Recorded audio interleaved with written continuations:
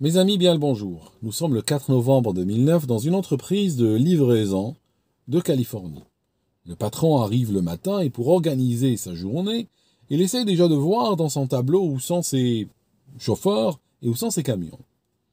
Il va vite réaliser qu'il y en a un qui manque à l'appel. C'est monsieur Albert Thomas qui est parti la veille avec son camion mais qui n'est pas revenu. Sur ce, il y a un client mécontent qui appelle. On lui a pas encore livré ses palettes. Le patron s'excuse, promet de faire le nécessaire et raccroche. Il va aller dans un ordinateur qui est équipé d'un logiciel connecté à des GPS. En effet, dans cette compagnie-là, tous les camions avaient une sorte de mouchard installé qui permettait de localiser sur une carte. Il va trouver que le semi-remorque est garé à quelques kilomètres de là, sur une aire de repos, un parking, mais qui n'a pas bougé de la nuit. Un des chauffeurs se propose d'aller jeter un coup d'œil pour comprendre un petit peu ce qui est arrivé à Albert Thomas. Le gars prend un bahut, démarre, fait les quelques kilomètres qui le séparent de l'endroit, il se gare derrière le camion de son collègue, il voit que la porte côté conducteur est ouverte. Il s'en approche, il monte dans la cabine, et là, à l'arrière, dans cette partie où il y a une couchette pour les conducteurs, eh bien dans cette partie-là, au fond de celle-ci, monsieur Albert Thomas est dans une position fétale, et puis il gît dans une mare de sang. Tout de suite, le gars comprend que son collègue est décédé. La police est avertie, les flics débarquent, et rapidement on va établir que l'homme a été abattu la veille, très certainement. 4 coups de pistolet dans le dos du calibre 38. La balistique ne trouve rien d'autre, c'est-à-dire que l'arme n'a pas été utilisée dans un autre crime, selon les fichiers de la police. Et assez rapidement, l'inspecteur en charge va s'orienter vers le crime d'un rôdeur. C'est probablement un rôdeur qui voulait peut-être voler le fret qu'il y a dans le camion, qui a fait face au camionneur, et puis il a abattu, et puis il a pris la fuite. Et on ne le trouvera probablement pas, à moins qu'il récidive quelque part ailleurs. L'enquête va rentrer dans un état de quiescence, et le dossier de police va traîner sur une étagère pendant des mois et des mois. Aucun élément nouveau ne viendra. 2 ans plus tard, nous sommes en 2011, dans un supermarché de Californie.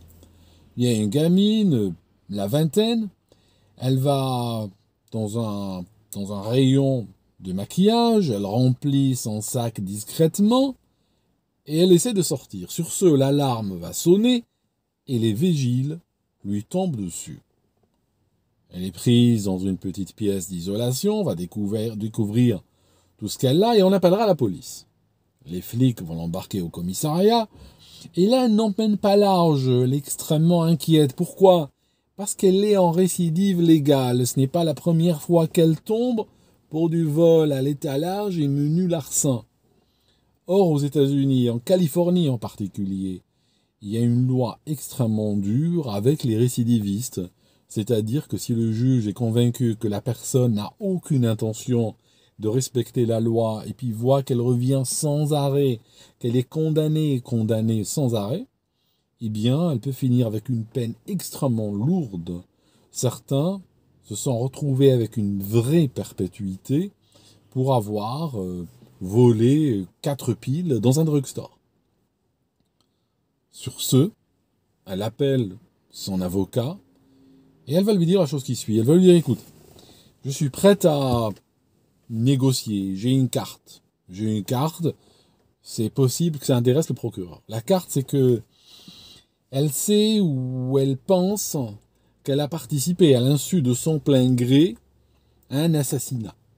Elle sait que quelque chose est arrivé, elle était là, et elle est prête à donner des détails.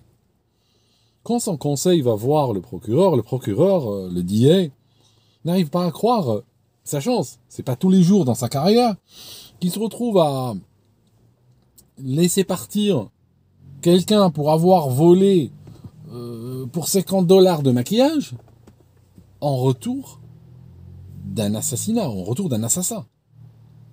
Le DIA accepte tout de suite. La fille collabore et voilà ce qu'elle va raconter. En 2009, en novembre, sa tante, ça veut dire la femme d'Albert Thomas, la femme du camionneur, lui avait dit va sur un parking, reste un petit peu à l'écart en voiture et attends-moi. Attends-moi là. Et puis, je reviendrai à un moment donné vers toi et on partira ensemble. C'est tout ce qu'elle savait. Et puis, plus tard, elle a appris que le camionneur, que le mari de sa tante, a été abattu sur ce parking ce soir-là, alors qu'elle était à 100 mètres de l'endroit. Et puis, sa tante aussi. Et la fille de la tante également était là. Les flics, cette fois-ci, vont jeter sur ce dossier un autre regard. Ils arrêtent la veuve Lorraine Hunter, qui s'appelle Lorraine Hunter, et ils arrêtent également sa fille. Elle avait 18 ans à l'époque, elle était mineure au moment du crime. La fille s'appelle, je vous donne le nom. Le nom est authentique, je l'ai pris des dossiers de justice. La fille s'appelle Brihuana Leshane Hunter. La nièce qui a justement expliqué tout, qui était dans la voiture, elle s'appelle Chanius. Donc c'est une famille, entre autres tares, semble être portée sur les noms absolument illisibles. Alors, les flics arrêtent la maman et arrêtent sa fille 18 ans. Ils les interrogent de manière séparée. La tante, elle, l'épouse éplorée, l'épouse du camionneur, elle nie tout en bloc.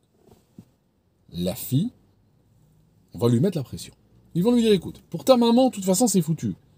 Tu sais que nous avons assez d'éléments pour l'envoyer en tôle pour le restant de sa vie, voire plus, si affinité. Nous sommes en Californie.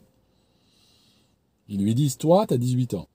Tu peux soit collaborer avec nous, auquel cas, le procureur s'arrangera pour que lorsque tu sortiras, tu aies encore assez de temps, à peine le temps, de fonder une famille, de faire des enfants. Ça peut être une option. Sinon, tu iras avec elle, et puis tu pourras, vu ton âge, tu pourras facilement, avec ton espérance vie, passer les 60 ou 70 prochaines années en prison. C'est comme tu veux. Elle décide de s'étaler. Et elle va raconter. En fait, Monsieur Albert Thomas, la victime, s'était marié avec Lorraine Thomas sur le tard. Lui avait divorcé d'une autre femme, elle, son précédent mariage, elle avait eu cette fille-là, et puis son précédent mariage, s'était terminé par la mort de son précédent époux. Et en fait, cette femme exigeait beaucoup d'argent. Elle était toujours derrière lui, elle voulait du cash. Il occupait 2 emplois. Il travaillait comme chauffeur de camion le jour, et le soir, il travaillait dans une caisse. Il tenait une caisse, il avait 2 salaires qu'il déposait à ses pieds, qu'elle utilisait pour de la consommation de bouche, pour elle et pour sa fille. Mais ça ne lui suffisait pas. Tous les jours, elle lui courait après, et elle voulait plus d'argent. À un moment donné, elle en avait ras-le-bol, elle voulait beaucoup d'argent et d'un coup. Alors elle a commencé à ourdir le plan suivant. Elle s'était dit, je prends des assurances vie sur sa gueule, j'imite sa signature, et puis après, je m'arrange pour qu'il soit mort, et puis je touche le bingo. Qu'est-ce qui se passe?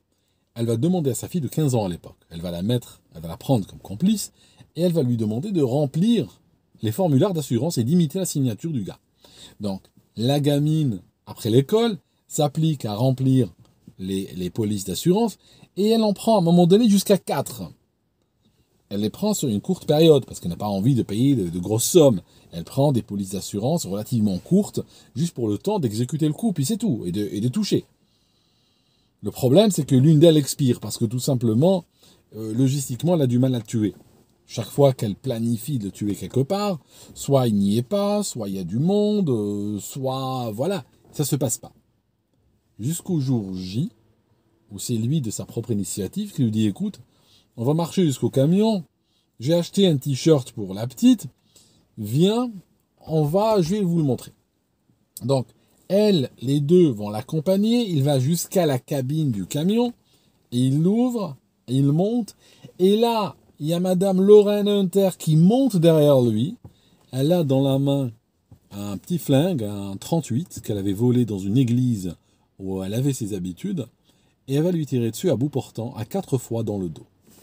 Il tombe mort, et là, avec sa fille, elles reviennent, elles vont vers la voiture garée où il y avait cette nièce qui s'était fait choper en volant du maquillage, qui va les prendre et les ramener à la maison. Le lendemain, on connaît le reste de l'histoire, on le découvre mort, on accuse un rôdeur, et puis elle va toucher. On découvre qu'elle avait touché 1 million de dollars sur trois assurances-vie différentes, et l'une des assurances-vie avait même été contractée par l'employeur. C'était un standard. Et d'ailleurs, le jour de la mort, elle avait téléphoné à l'employeur immédiatement pour dire oui, à propos, j'aimerais bien les détails de l'assurance-vie de mon mari, parce que les flics viennent m'appeler pour me dire qu'il est mort. Donc bon, tant qu'à faire, je pourrais immédiatement me lancer dans la procédure pour l'assurance. À l'époque, on n'avait pas soupçonné l'épouse, malgré ce comportement-là. Durant les mois qui vont conduire au procès, on va enquêter, on va creuser sur la vie de Lorraine Hunter. Et voilà ce qu'on va découvrir. On va découvrir que son précédent mari, le précédent mari, ça veut dire celui avec lequel elle a eu sa fille Bruhana Lachahane. Ce mari-là est mort en 1996. Il est mort comment? On retrouve le dossier de l'époque avec le témoignage, le rapport de police. En fait, il était avec sa femme, le long d'une route. La voiture fait un bruit bizarre, il s'arrête. Les deux s'arrêtent, donc la voiture s'arrête pour qu'il puisse regarder. Sur ce, ça c'est l'épouse qui raconte, des hommes à la mine patibulaire qu'elle ne saurait pas décrire, sont apparus de je ne sais d'où. Ils l'ont menacé avec un flingue, ils ont exigé de l'argent, il leur a dit je vous donne pas d'argent. Sur ce, ils lui ont tiré dessus, ils l'ont abattu et ils ont disparu. On ne les a jamais retrouvés. On n'avait que le témoignage de la veuve éplorée de l'époque, Lorraine Hunter, dont le mari avait été tué sous ses yeux. On découvre également qu'elle avait touché 300 000 dollars d'une assurance vie qu'il y avait sur sa tête.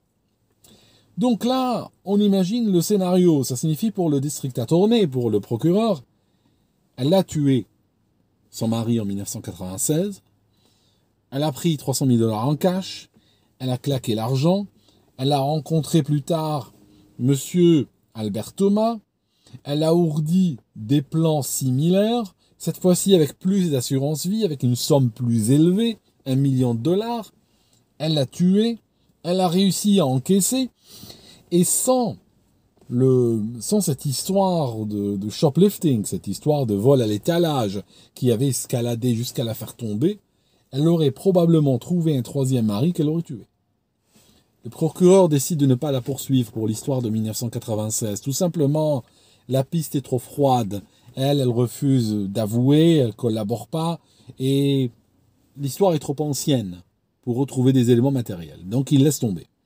Ils vont la poursuivre uniquement pour l'assassinat le 4 novembre 2009 de son mari, Albert Thomas.